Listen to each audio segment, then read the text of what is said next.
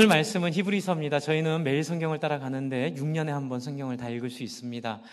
그래서 이제 설교를 하다 보니까 이렇게 하니까 이제 큰 그림들을 계속 그리게 되는데 오늘도 이제 큰 그림입니다. 좀 더 작은 그림들도 자주 그려드려야 되는데 일단은 큰 그림을 좀 한 2, 3년은 그려야 될 것 같아서 계속 큰 그림을 말씀을 드리는데 오늘은 예수 믿는 신앙이 뭐냐에 대한 이야기입니다. 우리 지난주까지는 역대상을 통해 다윗과 솔로몬 봤죠. 그리고 다윗과 솔로몬의 차이 뭐라고 기억나세요? 다윗과 솔로몬의 차이는 고생을 하고 안 하고의 차이라고 말씀드렸어요. 그래서 하나님이 사랑하는 자에겐 고생을 허락하신다. 네. 그래서 고생하는 게 결코 부정적이거나 피해야 될 게 아니라 우리를 예수 닮게 만들려는 하나님의 방법이다. 이렇게 믿으시기 바랍니다. 그렇다면 오늘 이제 예수를 믿었는데 예수를 믿은 분들 중에 또 이제 예수를 믿을 분들 중에 이제 알아둬야 될 게 하나 있습니다. 뭐냐면 도대체 예수 믿는 사람의 삶이 어떠한지에 대한 이야기입니다. 이제 많은 분들이 예수 믿는 사람들을 이렇게 인식을 합니다. 마음이 약한 사람. 저 어렸을 때 그런 얘기 들었습니다. 무엇인가 의지를 해야 삶이 되는 사람들은 유난히 믿음을 더 갖더라. 그러면서 마치 믿지 않는 게 자기의 어떤 확신과 자기의 강함을 강조하는 것 같이 말하는 그런 얘기도 있었고요. 또 어떤 분들은 유감이긴 한데 좀 자기에 대해서 애착이 많은 사람들이 또 신앙을 갖더라 이런 얘기하는 분도 계십니다. 욕심이 많으면 많을수록 더 이렇게 복 달라고 하고 이렇게 좀 어려움 겪는 거를 피하고 싶어서 믿는다 이런 말도 있는데 이건 굉장히 기독교에는 모욕적인 얘기인데요. 문제는 우리 교회에 나와 신앙생활 하시는 분들이 애써서 노력해서 배우고 공부하지 않으면 가만히 있으면 다 그런 식으로 믿음을 갖게 되더라고요. 그러니까는 본인이 고민하고 믿음이 뭔지를 찾고 그것을 같이 공동체에서 같이 이렇게 서로 소통하면서 서로를 인도해 주지 않으면 놔두면 자연스럽게 미신적인 믿음 또는 불교적인 믿음 또는 유교적인 믿음으로 자꾸 흘러가게 되는 건데 놀라운 사실은 오늘 히브리서를 보지만 여러분 히브리서를 보낸 그 당시 교회가 그랬더라고요. 그러니까 히브리서를 받은 교인들이 매너리즘, 권태로움, 자기 나름대로의 신앙생활을 하느라고 삶의 능력을 다 잃어버리는 거예요. 놀랍죠? 예수님 돌아가시고 부활하신 지 몇 년이나 됐다고 100년이 채 안 됐을 텐데 그런데도 예수님의 얘기를 직접 들은 사람이 있었음에도 불구하고 벌써 히브리서의 대상인 교회는 매너리즘 권태로움이 그 안에 들어와 버립니다. 이 매너리즘 권태로움을 극복하게 하려고 쓴 게 히브리서예요. 저 어렸을 때 제가 두 가지 생각이 납니다. 하나는 제가 은혜를 많이 받아서 교회에서 기도를 많이 울면서 하니까 어떤 권사님이 나중에 밥 차려주시면서 승준아 내가 너한테 꼭 할 말이 있어. 제가 몇 번 말씀드렸습니다. 신앙은 늘 그렇진 않는다. 늘 그렇게 생각하면 너 힘들어져. 이렇게 늘 뜨겁고 늘 이렇게 감사가 넘치지 않고 때로는 팍팍하고 돌을 씹는 것 같은 길을 걸어갈 때도 있는데 이제 그렇게 알고 있어라. 그리고 또 하나는 저 어렸을 때 사형리 공부 너무 좋습니다. 저는 사형리로 전도 많이 했고 사형리 굉장히 중요하다고 보는데도 불구하고 사형리가 갖는 약점 중에 하나가 그 부분이 있는 것 같아요. 뭐냐면 그 믿음과 감정을 설명할 때 감정이 없어도 두려워하지 말고 믿는다. 그러니 여러분은 믿는 사실을 감정에 휘둘리지 말라라고 말을 하는데 이제 그게 성경 전체를 얘기하는 건 아니라는 거예요. 그거는 옳은 얘기죠. 왜요? 너무 성령주의, 너무 감정주의, 감성주의에 빠질까 봐 이제 그렇게 말은 하고 있는데 그런데 여러분 성경에 뭐라고 써 있죠? 항상 기뻐하라. 쉬지 말고 기도하라. 범사에 감사하라. 이는 너희를 향한 예수 그리스도의 뜻이다. 무서운 얘기하죠. 하나님의 뜻이래요. 그러니까 감정에 휘둘리지 않는 신앙은 맞지만 신앙의 감정이 없는 것도 문제가 있는 겁니다. 히브리서는 그 얘기를 하고 있는 거예요. 지금 히브리서에 보면 여러분 사실 오늘 제가 읽은 이 10장 19절은 2장에서부터 연결된 거예요. 그러니까 1장, 2장이 10장으로 연결이 됩니다. 가운데 3장부터 9장까지는 다 그 메시지의 핵심인 예수가 누군지에 대한 설명이에요. 그런데 이 틀이 어떻게 되어 있냐면요. 2장을 한번 보세요. 히브리서 2장에 보시면 2장에 히브리 기자가 염려하는 바가 하나 있어요. 신앙생활 하는 사람들이 놓치는 거에 대한 염려가 하나 있어요. 그 염려가 2장 1절과 3절에 나와 있습니다. 2장 1절을 같이 읽을까요? 시작. 그러므로 우리는 들은 것에 더욱 유념함으로 우리가 흘러 떠나 내려가지 않도록 함이 마땅하니라. 이게 무슨 얘기하냐면 1장에서는 우리가 믿는 예수와 하나님이 주시는 우리의 놀라운 감사의 제목들에 대해서 얘기하고 있어요. 하나님이 누군지, 또한 하나님이 어떻게 우리 가운데 역사하셨는지를, 아들을 어떻게 보내셨는지를 얘기하고 있어요. 그런데 2장에서는 이 얘기하는 거예요. 너희가 지금 그렇게 맥 빠지고 힘 빠지게 신앙생활하는 건 좋은 것도 아니고 정상도 아니고 앞으로 그렇게 살아도 안 된다. 그게 뭐냐면 저 어렸을 때 권사님이 저한테 승준아 늘 그런 건 아니야 그렇게 들었는데 제가 그 권사님의 인생을 쭉 보니까 평생을 그렇게 재미없게 사셨어요. 교회에서 교회 가는 걸 정말 믿음으로 가신 거예요. 기쁘게 교회 온 적이 없으시대요. 정말 믿음으로 정말 아프고 힘들어도 고난 가운데 가는 게 교회가 돼서 교회를 참고 있는 건 좋은데 여러분 가끔은 즐겁고 행복해야 되잖아요. 그래서 많은 분들이 오해하세요. 그게 믿음인 줄. 근데 히브리서 기자는 그게 흘러 떠나 내려가는 거라고 얘기를 해요. 그거는 오해예요. 그거는 우리가 뭘 잘 몰라서 하는 생각이에요. 성경은 명백하게 얘기하고 있는 게 뭐냐면 신앙의 이제 본질, 이건 나중에 제가 한번 시간을 내서 2절, 3절은 설교를 하겠습니다. 이 부분은 이제 예수님이 어느 기반 위에 오셨는가에 대한 설명입니다. 예수님이 어느 논리적 기반 위에 오셨는가의 설명이니까 이거 넘어가고요. 3절을 보시면 우리가 이같이 큰 구원을 등한히 여기면 어찌 그 보응을 피하리요? 라고 하면서 뭐라고 얘기를 하냐면 이 구원은 처음 주로 말씀하신 바요. 들은 자들이 우리에게 확증한 바니 하나님도 표적과 기사들과 여러 가지 능력과 자기 뜻을 따라 성령이 나눠주신 것으로 그들과 함께 증명하셨느니라. 그러니까 어떻게 하라는 거예요? 그렇기 때문에 어떻게 하라고요?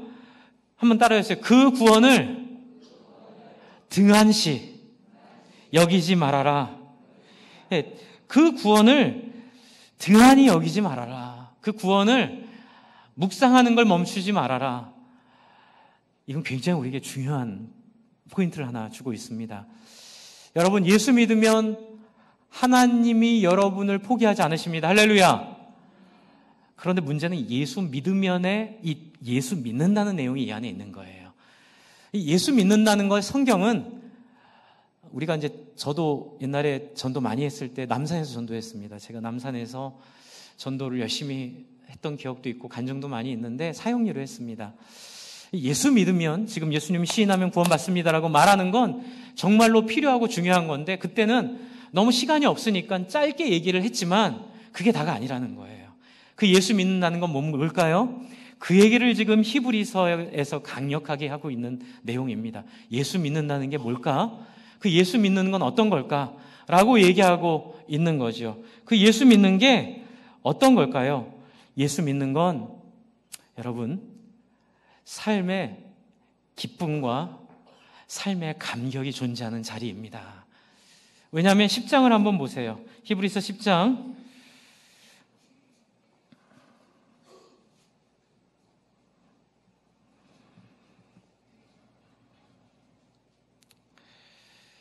23절, 24절, 25절을 보면 지금 23절, 24절, 25절이요. 여러분 저는 이렇게 표현하고 싶습니다. 믿음의 실체입니다. 이게 적어놓으세요. 믿음의 실체. 그러니까 믿음이 뭐냐? 이게 사람들이 믿음을 물어보면 어떻게 믿음을 보여주겠어요? 우리가 믿음을 어떻게 증명하겠어요? 믿음은 논리도 아니고 믿음은 주장도 아니고 믿음은 자기 생각도 아니에요. 믿음에는 실체가 있습니다. 그 실체가 뭐예요? 네, 우리의 반응이에요. 믿음은요, 하나님에 대한 우리의 반응입니다. 어떤 반응일까요? 그것을 굳게 잡는 반응. 왜요? 그 하나님이 어떤 분인 줄 알고 예수님이 어떤 분인 줄을 경험하게 되면 그분을 누릴 수밖에 없어요. 그런데 그 누림이 어떻게 나오냐면 다른 사람에 대한 섬김으로, 다른 사람과의 관계로 나온다고 성경은 얘기하고 있어요. 그래서 23절, 24절, 25절은 여러분 이렇게 보시면 목사님이 이걸 강조하나라고 궁금해 하시겠지만, 제가 지난주에 열심히 히브리서를 다 공부를 했거든요. 그런데 이 내용이 히브리 기자가 얘기하는 가장 핵심입니다. 그게 뭘까요? 예수 믿는 삶을 누리라는 거예요. 그런데 너희는 이 삶이 없기 때문에 아직 예수 믿는 게 아니다라고 얘기하고, 예수 믿는다고 착각하지 말라고 얘기하는 거예요. 너희가 겪고 있는 이러한 능력이 안 나타나는 것은 너희가 아직 예수를 모르기 때문이라고 얘기를 하고 있어요. 그러면 이제 좀 설명을 드려볼게요. 그럼 예수 믿는 것의 증거가 뭐냐면 바로 다른 사람에 대한 태도이라고 얘기합니다. 이걸 어떤 순서로 말씀을 드려야 될지 모르겠지만 6장에 보시면 6장 10절, 조금 이따 다시 한번 말씀드리겠지만 6장 10절을 한번 보세요. 6장에는 부정적인 얘기, 4장 6장을 부정적인 얘기를 합니다. 이 믿음을 방해하는 요소들에 대한 부정적인 얘기를 하고, 그럼에도 불구하고 너희가 거기에 해당되지 않는 증거로 얘기하는 게 뭐냐면, 너희가 이렇게 예배에 잘 나왔구나, 이걸로 얘기하지 않고 10절을 같이 읽을게요. 시작. 하나님은 불의하지 아니하사 너희 행위와 그의 이름을 위하여 나타내신 무엇을 해요? 사랑으로 이미 성도를 섬긴 것과 이제도 섬기고 있는 것을 잊어버리지 아니하시느니라. 이게 무슨 얘기냐면 이들에게 4장 6장에서의 이들을 헷갈리게 하고 이들을 믿음 가운데 못 나가게 하는 핵심적인 문제를 얘기하면서, 그러나 너희는 염려하지 마라. 왜? 너희의 섬김을 보니, 이제 오늘 핵심입니다. 너희의 섬김을 보니 너희 안에 이 예수가 살아있는다고 볼 수 있겠구나 라고 말하면서, 이 히브리서 기자는 예수 믿는 삶의 실체를 섬김으로 얘기하고 있습니다. 제가 이렇게 이 말씀을 묵상하다가 섬김, 그리고 25절에 모이기를 패하는 어떤 사람의 습관과 같이 하지 말고 어떻게 하고요? 오직 권하여 그날이 가까울수록 더욱 공동체로 모여라. 이 말을 들으면서 제가 요즘에 히트한 영화 주제곡이 생각이 났어요. 지금도 상영하고 있습니다. 알라딘이라는 영화에 알라딘이 이 공주 자스민이란 공주를 이렇게 좋아하잖아요. 그래서 이 공주의 마음을 얻는 장면인데, 그 유명한 하늘을 나르는 양탄자를 정말 현대 기술로 놀랍게 재현해냈는데, 그 가사 중에 어떤 가사가 있냐면, 내가 완벽한 새 세상을 당신에게 보여주겠습니다. 이 세상은 당신이 이전에 본 적이 없고 상상도 못했던 세상입니다. 그런데 당신은 이제껏 당신이 마음에 결정한 대로 살아본 적이 없잖아요. 그리고 당신은 당신의 삶을 누려본 적이 없잖아요. 이제 제가 당신에게 완전한 자유의 세상, 완전한 자유로움을 보여드리겠습니다. 여기에 제가 이게 생각이 딱 들더라고요. 그래서 이 장면을 보여드리고 제가 뭘 설명드리려고 하냐면, 예수님이 우리에게 보여주시는 그런 새로운 세상이 바로 다른 사람을 섬기는 경험, 다른 사람과 함께 더불어 사는 경험의 세상임을 이 히브리서 기자가 얘기하고 있다는 얘기를 좀 드리고, 한번 그 상상력을 발휘해서 한번 보시고 나면 제가 그 다음 얘기를 좀 드리도록 하겠습니다. 이해 없으시죠? 네, 그리고 이거는 그 디즈니에서 공개한 겁니다. 광고하려고 공개한 소스예요. 공식적으로, 그러니까는 저작권 문제도 없습니다. 마음 편하게, 그냥 심각하게 생각하지 마시고 마음 편하게 보십시오. 가사를 좀 한번 생각하시면서 좀 보십시오. 저는 이 내용을 보면서 제가 경험한 경험이 떠올랐어요. 그게 뭐냐면, 예수를 믿고 났는데 한 번도 전혀 경험해보지 못했던 경험을 했습니다. 그건 다른 사람이 저보다 소중하게 여겨지는 경험이었어요. 그전에는 상상할 수도 없었고, 그전에는 생각해 본 적도 없었어요. 상식적으로 맞다고 생각도 안 했고, 그건 위선이라고 생각을 했어요. 그런데 정말 예수의 사랑이 제 안에 부어지면서, 뭐라고 표현해야 될까요? 저 양탄자 위를 나르는 판타지 같이 한 번도 본 적이 없는 세상, 한 번도 그려본 적이 없는 그 놀라운 세상을 경험을 한 것이 바로 공동체입니다. 여러분, 이 성경은 계속 그 얘기를 합니다. 많은 분들이 진리에 못 나가는 이유가 여기 있어요. 많은 분들이 예수를 믿지만 진리 가운데 들어가지 못한 이유가 여기 있어요. 왜요? 하나님의 나라, 하나님의 세상은 우리의 상상과 비교가 안 되는, 상상할 수 없는 놀라운 다른 면을 가지고 있기 때문에 그래요. 그건 뭐냐면 흔적은 남아있겠죠. 바로 나보다 남을 낮게 여기고 네가 대접받고 싶은 대로 남을 대접하며 내 이가 시리면 남의 이도 시린 줄을 공감할 줄 알고 내 배가 고프면 남의 배도 고프다는 것을 상상할 줄 아는, 저는 그걸 하나님의 형상이라고 믿습니다. 요즘 많이 얘기하는 공감 능력 있죠? 여러분 지금 히브리서를 받고 있는 이 성도들은 이걸 다 잃어버렸어요. 이게 너무 안타까운 거예요. 저도 목사로 그때는 그런 줄 알았어요. 그런데 제가 청년부 사역을, 청년부 총무로 청년부를 위해 간절히 기도하며 청년부 성도들을 위해서 같이 기도하고 고민하고 삶을 나눌 때 놀라운 경험을 한 것은 바로 공동체를 통하여 제가 세상에 상상할 수 없는 정직함을 갖게 된다는 거예요. 사람들에게 꾸미지 않게 되더라고요.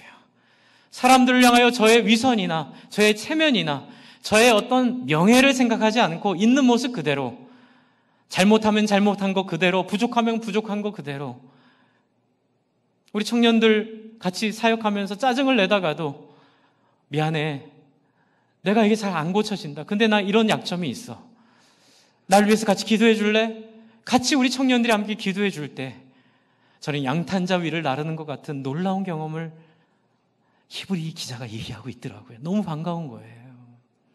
히브리 공부를 하다가 정말 전율을 느꼈어요. 아, 그거구나. 신앙은 말이나 고백이나 표현이 아니라 신앙은 함께 사는 삶의 현장이고 함께 사는 희생의 증거이고 함께 더불어 사는 삶의 형태이구나.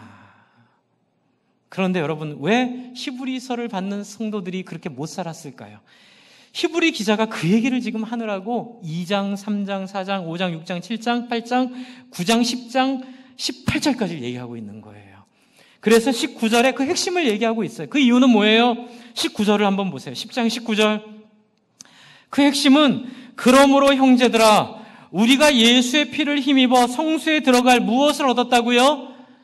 담력을 얻었다고. 근데 이게 무엇과 연결이 되냐면요, 히브리서 2장으로 가보세요. 히브리서 2장.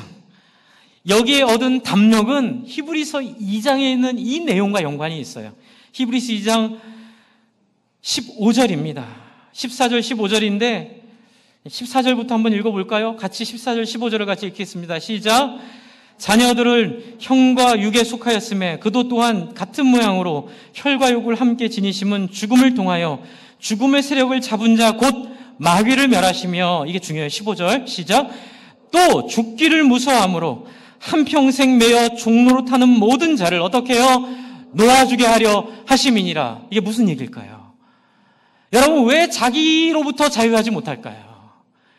왜 자기의 욕망으로부터 뛰쳐나가지 못하고, 왜 건강 걱정, 돈 걱정, 내 가족 걱정, 평생 이 걱정하며 다른 사람을 의심하고 다른 사람과 갈등하고 다른 사람한테 상처를 주고 상처를 받으며 왜 그렇게 살아갈까요? 미래가 안 보이기 때문에 그래요. 담력이 없기 때문에 그래요. 확신이 없기 때문에 그래요. 이런 우리의 한계를 불쌍히 여기신 하나님께서 우리와 똑같은 몸을 가지고 우리와 똑같은 갈등 가운데 자기를 쳐서 복종시킨 예수를 이 땅에 보내셔서 우리로 무엇을 얻게 하셨다고요? 한번 따라해주세요.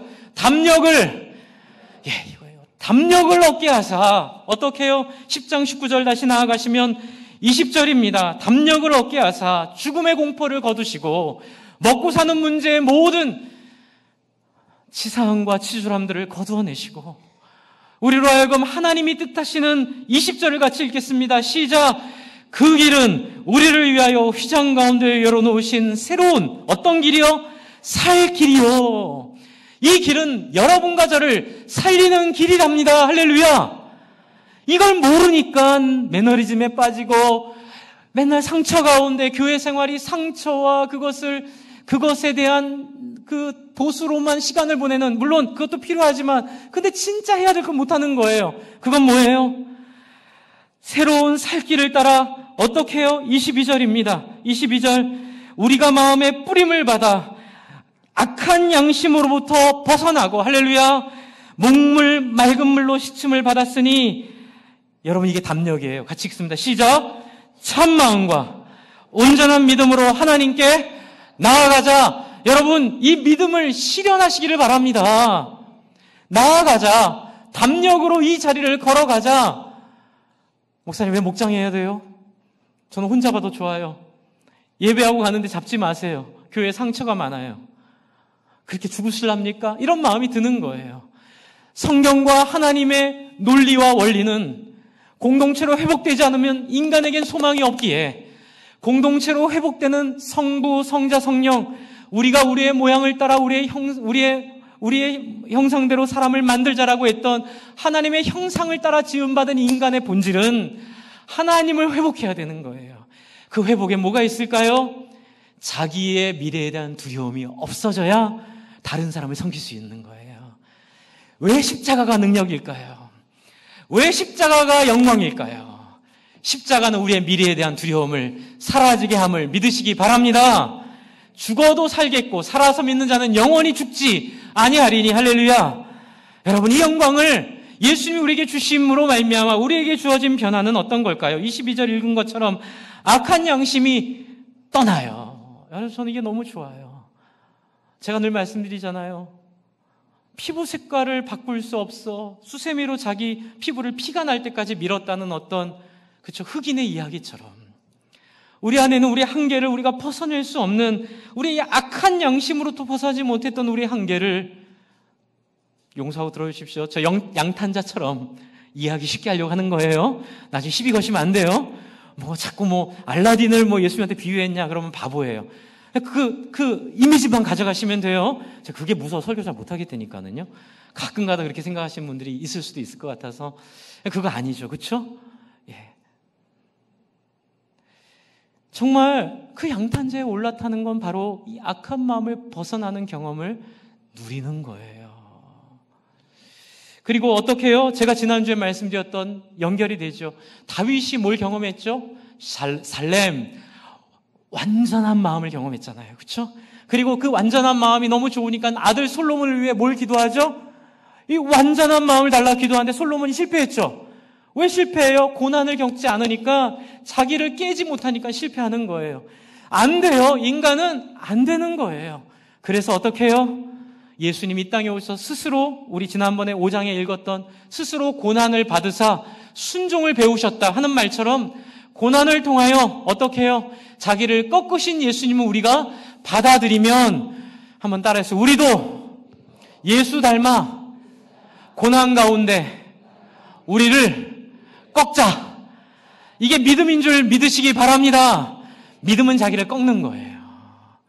믿음은 자기를 버리는 거예요. 믿음은 자기를 부인하는 거예요. 왜요? 자기 부인이 옳아서가 아니에요. 자기 부인이 옳아서는 해인사로 가야 돼요.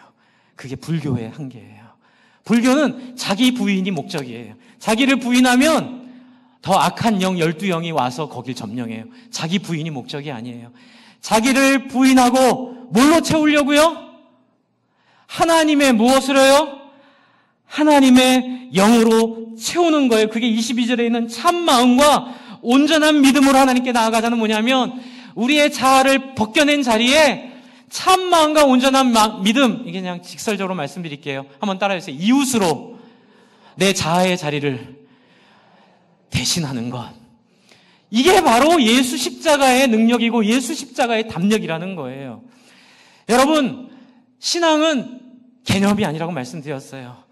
여러분, 이웃 사랑하기를 힘쓰면 사랑할 수 있도록 된 줄로 믿으시기 바랍니다. 왜요? 목사님 교만한 거 아니에요? 아니요. 그건 믿음이에요. 어떤 믿음이요? 구하라 그리하면 주실 것이요. 찾으라 그리하면 찾을 것이니. 제가 스포츠를 많이 좋아하지는 않지만 제가 좋아하는 스포츠가 있는데 요즘에 좀 제가 화가 나 있어요. 그 스포츠한테. 많이 져서 화나진 않아요.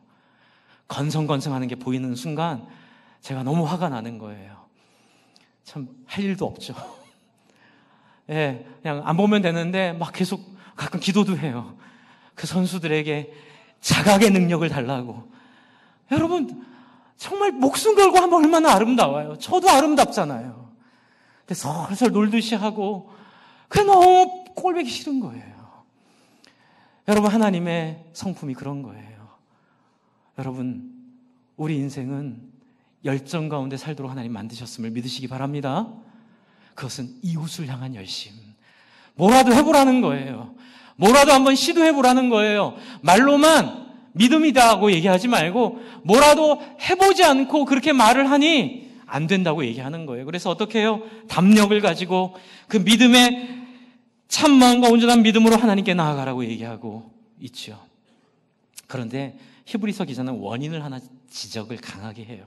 이 지적은 이 시대, 이 교회에 맞는 지적이기 때문에 꼭 우리한테 다 맞는다라고 말할 수는 없지만 맞을 가능성도 있어요. 또 다른 측면도 있겠죠. 하지만 여러분 한번 점검해 보세요. 이 부분이 있는지. 히브리 기자는 이러한 일이 안 되는 이유가 왜 떠나는지에 대한 이유를 명백하게 얘기하고 있는데 3장 1절에 이렇게 먼저 운을 띄워요. 3장 1절에 히브리서 3장 1절로 가보세요. 그러므로 하늘의 부르심을 받은 거룩한 형제들아 우리가 믿는 도리의 사도시며 대제사장이신 누구를? 예수를 깊이 생각하라. 근데 예수를 깊이 생각하려면 전제 조건이 필요하다고 얘기를 해요. 그 얘기를 뒤에서 이제 하고 있는데 그 전제 조건이 13절에 있어요. 3장 13절. 예수를 깊이 생각하지 못하게 하는 문제를 지적하는 거예요. 한번 읽어볼게요. 시작. 오직 오늘이라 일컫는 동안에 매일 피차 권면하여 너희 중에 누구든지 죄의 유혹으로부터 어떻게 해요? 완고하게 되지 않도록 하라. 왜요? 지금 히브리 기자가 쓰는 이 히브리 교회의 문제는 사람들이 마음을 뺏긴 데 문제가 있어요. 어디로부터? 예수님으로부터 어디에게 마음을 뺏겨요? 죄의 유혹에게 마음을 뺏기는 거예요. 죄의 유혹에게 마음을 뺏기는데 그 15절에 보시면 성경을 이렇게 얘기하죠. 성경에 일렀으되 오늘날 너희가 그의 음성을 듣거든 경노하게 하신 것 같이 너의 마음을 완고하게 하지 말라라고 말하고 있는데 고집 피지 말라고 얘기하고 있는 거예요. 문제는 뭐냐면 이 고집이 신앙에 굉장히 치명적인 약점을 주는데 얼마나 무섭냐면요. 네, 4장을 한번 보세요. 4장 1절입니다. 네, 4장 1절. 4장 1절 같이 읽을게요. 시작. 그러므로 우리는 두려워할지니 그의 안식에 들어갈 약속이 남아 있을지라도 너희 중에는 혹 이루지 못할 자가 있을까 함이라. 이게 무슨 얘기냐면요. 여러분 예수 믿으면 하나님의 선택과 하나님의 예정은 바뀔 수 있어요? 없어요? 못 바뀌죠.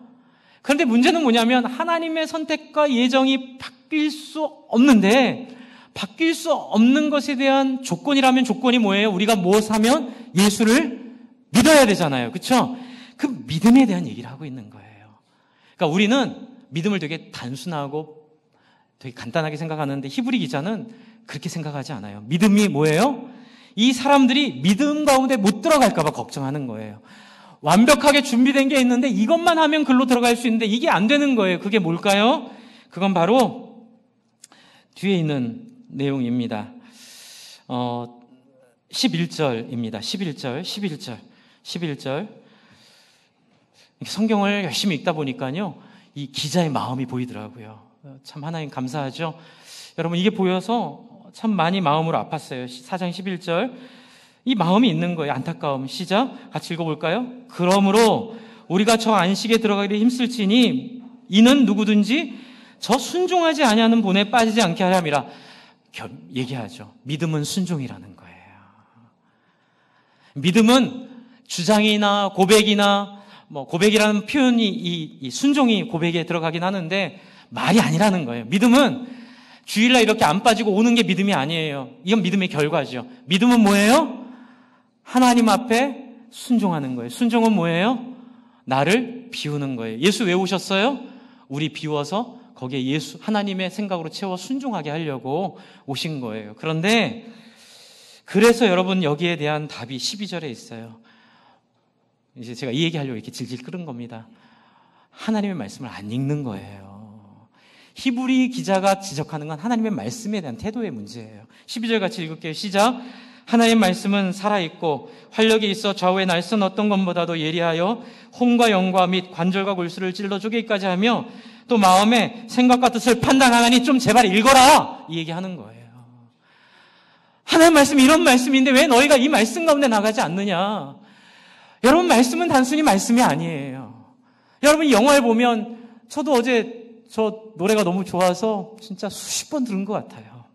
또 주일날 틀어도 될까 안 될까 가사 하나를 제가 다 생각해보고 혹시라도 잘못될까 봐 제가 여러 번 들었는데 그 안에 제가 몰입이 되더라고요. 그 스토리예요.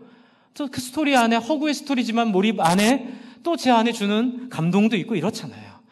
여러분, 인간은요, 너 나 따라와 이래가지고 끌고 가면 그거는요, 그건 폭행이에요, 폭행.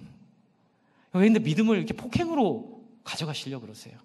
예수님 잘 모르는데, 하나님 잘 모르는데, 그냥 저 믿습니다, 천국 갈 줄 믿습니다, 할렐루야, 아멘. 물론 죽기 전에 하는 건 충분히 하나님 감안을 하세요. 근데 시간 많으시잖아요. 눈 보이시잖아요.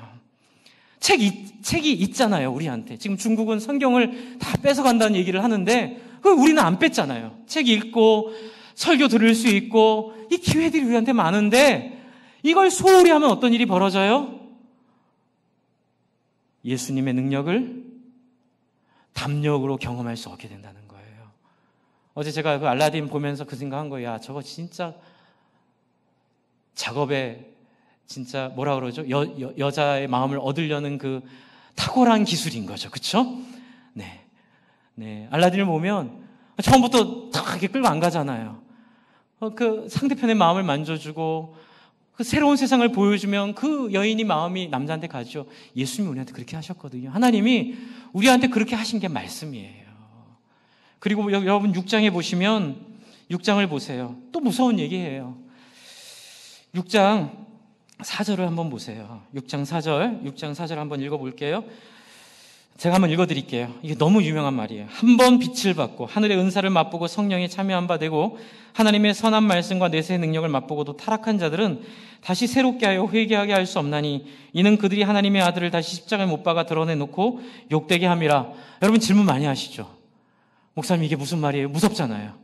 저도 처음 예수 중고등학교 믿을 때 이게 되게 걸렸어요. 그래가지고 제가 되게 두려움도 많이 겪었고 그런데 제가 이렇게 질문했을 때 희한한 답들을 들은 적이 있어요. 사역자한테 잘못하면 그게 성령을 거스리는 거야. 그래가지고 제가 한동안을 너무 두려운 가운데 살았는데 제가 목사 되면서 깨달은 게 있어요. 그건 아니에요. 안심 되시죠? 예, 이거는 뭐 성령을 해방하는 건 그런 차원이 아니에요. 어떤 차원일까요? 바로 뒤 두 절에 답이 있어요. 7절, 8절에 답이 있는데 성경을 모를 때 이게 안 보이더라고요. 7절, 8절에 무슨 얘기를 하죠? 땅이 그 위에 자주 내리는 비를 흡수하여 밭가는 자들이 쓰기에 합당한 채소를 내면 하나님께 복을 받고 만일 가시와 엉겅퀴를 내면 버림을 당하고 저주함에 가까워 그 마지막 불사람이 되리라. 지금 이 얘기를 하면서 성령 회방죄를 얘기하는데 그럼 이게 무슨 얘기일까요? 성경 많이 읽으신 분은 눈치채셨죠? 어디서 많이 들은 얘기죠? 어디서 많이 들으셨어요? 안 들으셨어요? 안 들으셨다면 굉장히 심각한데요. 그 유명한 마태복음 13장에 씨 뿌리는 자의 비유, 엄격하게 얘기하면 좋은 밭의 비유 얘기예요. 이 얘기는 유대인들을 향해 쓴 편지이기 때문에 마태복음을 그들도 읽었을 거라고 저는 상상을 하고요. 지금 비를 흡수하는데 뭐죠? 엉겅퀴를 내는 사람을 성령 회방하는 사람이라고 얘기를 해요. 그러면 마태복음 13장으로 가볼게요. 마태복음 13장에 보시면 성령 회방죄가 뭐냐는 거예요. 마태복음 13장에 보시면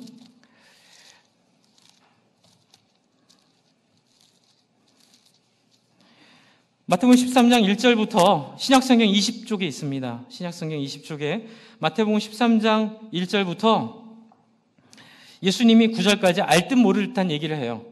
그날에 예수께서 집에서 나가 바닷가에 앉으심에 큰 무리가 그에게 모여들거든 예수께서 큰 배에 올라 앉으시고 무리는 해변에 있더니 비유로 말씀하시죠. 뭐라 그러죠? 씨를 뿌리는 자가 뿌리러 나가서 뿌렸어요. 이 씨 뿌리는 자는 누구예요? 하나님이세요. 이 뿌리는데 네 군데에 떨어져요. 길가, 돌밭, 가시덤불, 그쵸? 네, 그 다음에 좋은 땅. 이 네 땅에 떨어지는 거죠. 그러니까 이 비유는요, 씨 뿌리는 자에게 키가 있는 게 아니라 밭에 키가 있는 비유예요. 그래서 어떤 옛날에 윤종환 총무님이 그랬던 것 같은데 이 비유의 제목을 바꿔야 된다고요. 좋은 밭에 비유가 맞다고요. 저도 거기에 동의해요. 이 비유는 씨 뿌리는 사람의 비유가 아니라 좋은 밭에 대한 비유예요. 이 좋은 밭을 한번 설명을 해드려 볼게요. 18절 한번 보세요. 18절부터 23절. 좋은 밭이 뭐고 그 길가가 뭔지 이렇게 정리하시면 돼요. 성령 회방제는 여기 나와 있는 길가, 돌밭, 가시덤불이다. 이렇게 생각하시면 되는데 한번 볼게요. 여러분 보시면 길가는 어떻죠? 악한 자가 와서 마음에 뿌려진 것을 빼앗나니 왜요? 심각하게 받지 않는 거예요. 그냥 예배도 설렁설렁 드리고 이렇게 그냥 다 좋은 게 좋은 거라고 생각하면서 이렇게 했을 때 누가 옆에서 흔들면, 누가 여행 가자 그러면, 누가 이렇게 얘기하면 언제라도 이렇게 빠져나갈 수 있는, 이제 그게 길가죠. 돌밭에 뿌려진 건 뭐죠? 기쁨으로 받아요. 예수 믿는 것 같은데 믿는 게 아니래요, 이게. 돌밭에 뿌려진 건 들어오는데 믿음은 오래 봐야 된다는 거죠. 금방 어떻게 되죠? 박해가 일어날 때 넘어져 버려요. 좀 그걸로 인한 불편함이 오면. 교회에서 이렇게 오라 그러고, 이렇게 귀찮게 하고 이러면, 그냥 절이나 가야겠다. 이렇게 생각하는 거죠. 그쵸? 이제 이런 태도들. 그러니까는 아무리 좋은 것도 나 귀찮게 하면 다 싫다고 생각하는 거. 이게 이제 돌짝밭이에요. 그 다음에 가시덤불이 되게 많아요. 저도 가시덤불이에요. 가시덤불에 뿌려진 거는 뭐죠? 말씀을 들었어요. 그런데 말씀되어 오는 세상의 염려와 죽음에 대한 공포와 재물의 유혹과 사랑과의 갈등, 관계 때문에 결실을 못하는 제가 이런 사람이었어요. 그럼 저는 구원 못 받는 건가요? 아니요. 이 얘기 왜 드렸다고 했을까요? 포크레인, 성령의 119에 전화하세요. 전화하셔서 하나님, 나 살려주세요. 나 돌짝밭이에요. 나 가시덤불이에요. 나 길가예요. 저는 기질이 그래요. 태어날 때부터 그래요. 하나님, 저 불쌍히 여겨주셔서 성령의 포크레인으로 뒤집어 엎어주시고 가시덤불 다 거두어주시고 돌들 다 없애주시고 옥토로 하나님 말씀 듣기를 원합니다. 이것이 뭐예요? 믿음이라는 거예요. 이게 믿음이에요. 하나님을 인정하고 하나님 앞에 자기를 맞추고 하나님 앞에 자기를 비우고 하나님께 자기를 던지는 것. 그래서 여러분 살다 보면 고난도 오고 어려움도 오는데 여러분 그때마다 욕심 가운데 버티지 않고 어떻게 해요? 구름에 달 가듯이 하나님이 인도하시는 삶을 받아내며 소화하며 사는 그런 멋진 사람. 여러분 그런 사람 만들려고 예수가 십자가에 달렸음을 믿으시기 바랍니다. 그러니까 이렇게 안 하고 안 듣고 말씀 안 듣고 말씀 생각 안 하고 하나님 안 만나고 믿는다고 말하면 어떻게 되는 걸까요? 그건 예정된 믿음이 아니고 하나님이 보장된 믿음이 아니라는 거예요. 여러분 결론은 이겁니다. 믿음은 그럼 목사님 믿음이 얼마나 복잡해요? 아니요. 한번 따라해주세요. 믿음은 진심으로 자기를 비우고 하나님을 모시는 것. 어떤 사람에게는 이게 3년이 걸리기도 하고 어떤 사람에게는 10초 만에 되는 것임을 믿습니다. 하나님은 전지전능하신 분이세요. 제가 이 얘기 여러분께 왜 드릴까요? 주 안에 사랑하는 성도 여러분, 저는 여러분에게 완벽한 새 세상을 보여드리고 싶어요. 제가 보았던, 그리고 김 목사 당신이 봤다고 우리 보러 다 보라고? 아니요, 그것만은 아니에요.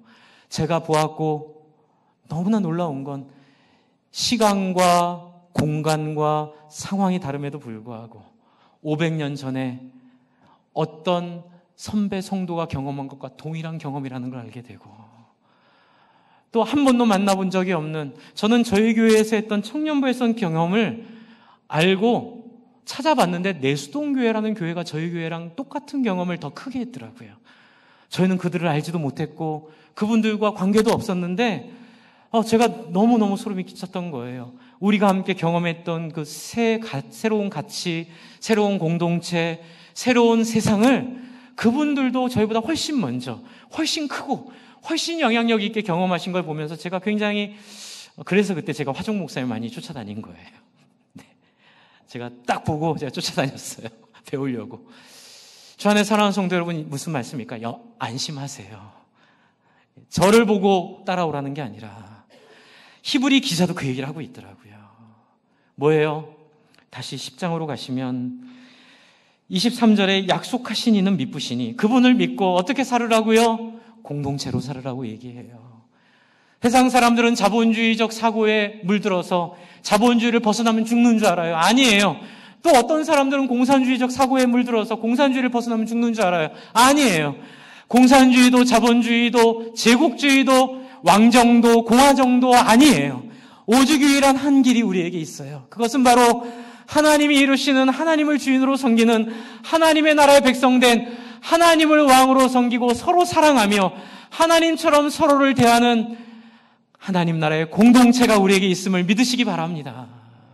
여러분, 우리는 이 꿈을 꾸며 이 꿈을 우리의 삶 속에 한번 이루기를 위하여 자리를 피는 거예요. 제가 아까 말씀드렸잖아요. 이기라고 하는 거 아니에요. 이걸 믿으면 이 일이 이루어지도록 여러분의 삶의 여유를 좀 드리세요. 하나님한테. 뭐예요?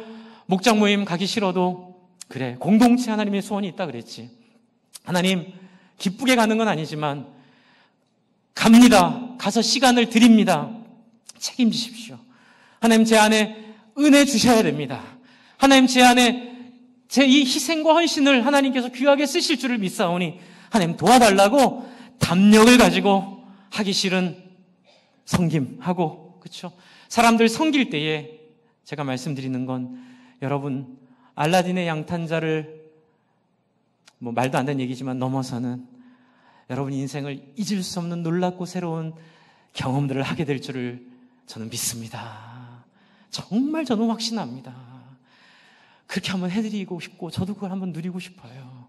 그런데 다행히 히브리서 기자가 그 얘기를 핵심으로 하고 있더라고요. 핵심은 이겁니다. 서로 섬기고 서로 사랑과 선행을 격려하고, 그리고 함께 공동체로 모이는 세상이 알 수도 없고 알지도 못하는 영광스러운 나라를 너희가 누리게 될 것이다. 고난도 두려워하지 말고 가난도 무서워하지 말고 인생에 대한 염려도 하나님께 드리고 하나님을 향하여 담대하게 나아오라. 이것이 이제 다음 주에 말씀드릴 히브리서 12장에 있는 믿음의 선진에 대한 고백들이에요. 이 시간 우리 한번 같이 기도하겠습니다. 여러분, 저는 여러분 안에 이 예수 믿는 믿음이 살아나기를 원합니다. 또 예수 안 믿는 분들은 이걸 통해 예수 믿었으면 좋겠어요. 예수 믿는 믿음은 여러분에게 새로운 완전한 세상을 허락합니다. 여러분 한 번도 경험해 본 적이 없고 경험할 수도 없었던 다른 사람들을 섬기고 그럼에도 기쁘고 돈을 위해 살지 않는데 생존이 되고 행복한 경험을 하게 되는 놀랍고 새로운 자유로운 인생의 완벽한 자유가 여러분 안에 하나님께서 부으십니다. 이 시간 이거 허락하여 달라고, 우리도 맛보게 해달라고, 이 공동체 하나님이 사명의 교회 이것 경험하게 해서 이 지역에 있는 모든 사람들 한 사람이라도 더 이건 누릴 수 있도록 하나님 우리가 이 놀라운 영광의 자리로 초대하게 해달라고, 여러분 한번 같이 간절히 기도하겠습니다. 같이